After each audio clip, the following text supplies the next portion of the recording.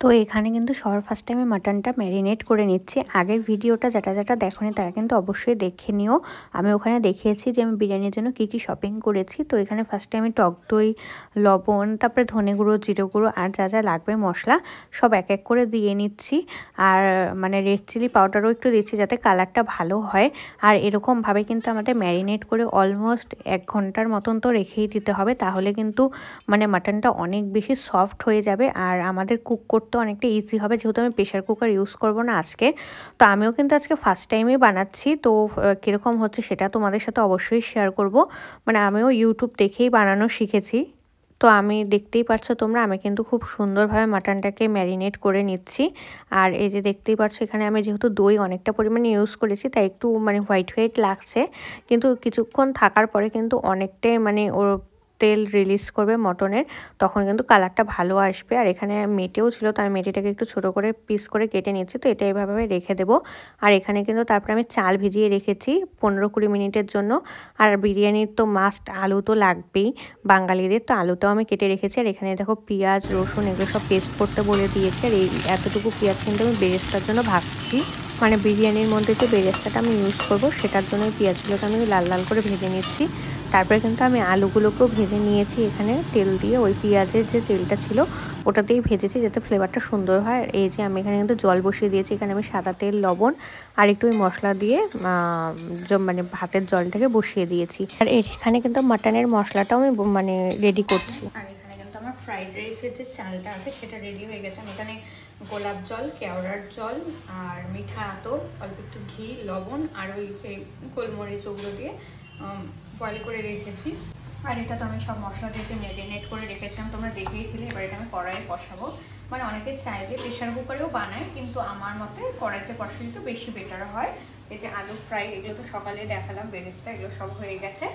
এবার হচ্ছে হলো মাংসটা আমার রেডি হয়ে গেলে তারপরে আমি বিরিয়ানির যে প্রসেসিং আছে লেয়ারিং ওগুলো করতে পারবো। তো আমিও এটা আজকে ফার্স্ট টাইমই বানাচ্ছি, যদিও আমি জানি না যে কীরকম হবে। আর হচ্ছে যদি ভিডিওটা ভালো লাগে অবশ্যই লাইক, কমেন্ট, সাবস্ক্রাইব তো একদমই করবে। আর চলো আগে কী করছি সেটা তোমাদের সাথে শেয়ার করছি। তো আগের ভিডিওতে দেখিয়েছিলাম তোমাদের যে মশলাগুলো কিনে নিয়ে এসেছি ওগুলো কিন্তু আমি ড্রাই রোস্ট করে এখানে পাউডার করে নিয়েছি। আর এই যে দেখো মাটনটা যে ম্যারিনেট করেছিলাম সেটা আমি এখানে দিয়েছি, আর দেখতেই পাচ্ছ কত সুন্দর কালার হয়েছে। আর এবার কিন্তু আমি একটু যখন মানে অনেকটা কষে যাবে তারপর আমি কিন্তু এখানে বিরিয়ানির মশলাটা দেবো। আর আমি যখন ম্যারিনেট করেছিলাম তখনও কিন্তু আমি বিরিয়ানির মশলাটা দিয়েছিলাম। তো এই যে দেখতেই পাচ্ছ কষিয়েছি, আর দেখো কত সুন্দর কালার হয়েছে। মানে আমি কিন্তু ঢেকে সিদ্ধ করছিলাম, জল আমি ইউজ করিনি, মানে মাটনের জল দিয়ে আমি কষাচ্ছিলাম। আর দেখতে পাচ্ছ পুরো কালার চলে এসেছে। এবার কিন্তু আমি এখানে কিছুটা মানে ম্যারিনেট ইয়ের জন্য রাখবো, বিরিয়ানির জন্য, আর কিছুটা আমি এই যে কষা বানাবো, মাটন কষা। এই যে দেখছো আমি লেয়ারিং শুরু করে দিয়েছি। ফার্স্টে রাইস দিয়েছি, তারপরে ওখানে বড় 3 পিস মাটন দিয়েছি।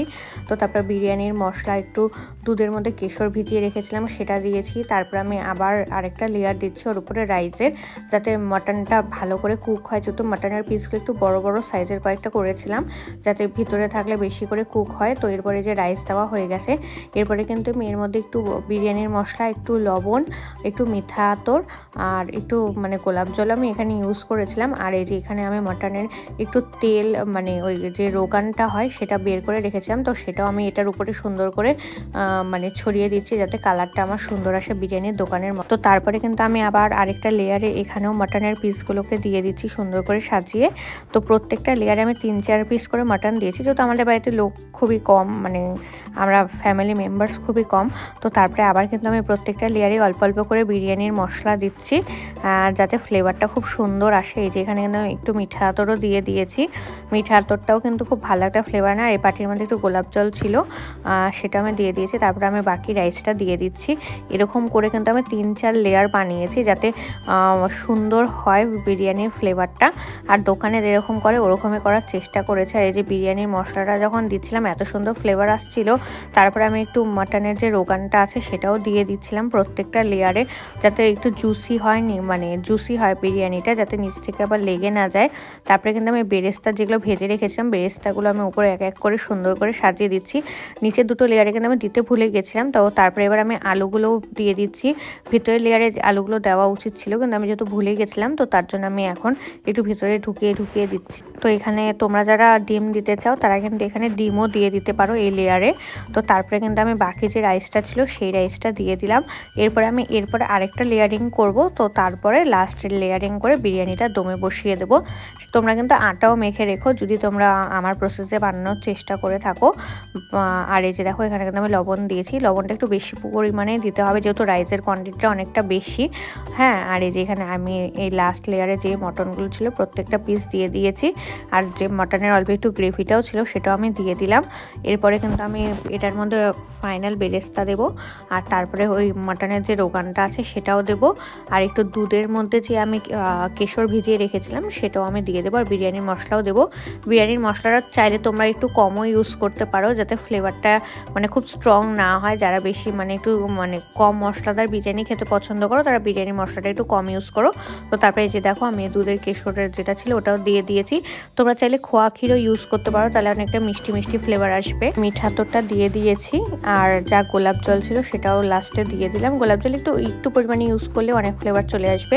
আর এই যে মাটনের রোগানটা, মাটন যখন কষবে তার উপরে দেখবে তেল ছাড়ে, ওই তেলটাকে উপরে উঠিয়ে নিলেই কিন্তু এই রোগানটা হয়ে যায়। এরপর আমি ফাইনাল স্টেপ যেটা হচ্ছিল উপরে ফুল রাইসটা দিয়ে এর উপরে অল্প বেরেস্তা আর যে সমস্ত জিনিস থাকে বিরিয়ানির মশলা, তার উপরে হলো একটু ওই দুধ কেশর ভিজানো, এই যে দেখতে পাচ্ছ বেরেস্তা দিয়ে দিচ্ছি। তো এরপরে আমি অল্প একটু বিরিয়ানির মশলা দেব যাতে ফ্লেভারটা উপরের থেকে সুন্দর বের হয় যখন কুক হয়ে যাবে রাইসটা। তো তারপরে যে আমি দুধটাও দিয়ে দিলাম, আর অল্প একটু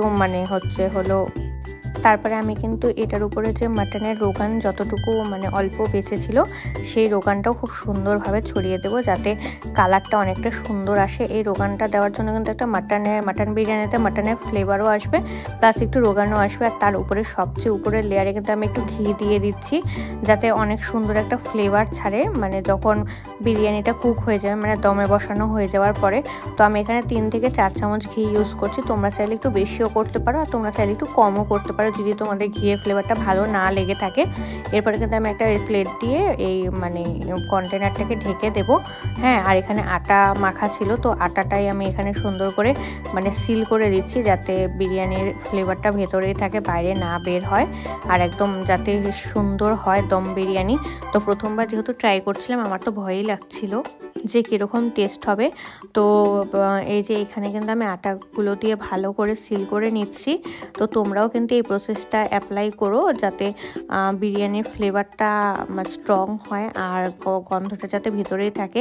আর এটা সিল করে দেওয়ার কারণ একটাই, যাতে দমে কুক হবে, মাটন আর রাইসগুলো তো ফুল কুক করা হয়নি, আর অল্প কুক করা হয়ে থাকে যেহেতু দমে দেওয়ার পরেও, তো না হলে রাইসটা একটু ওভার কুক হয়ে গলে যাবে।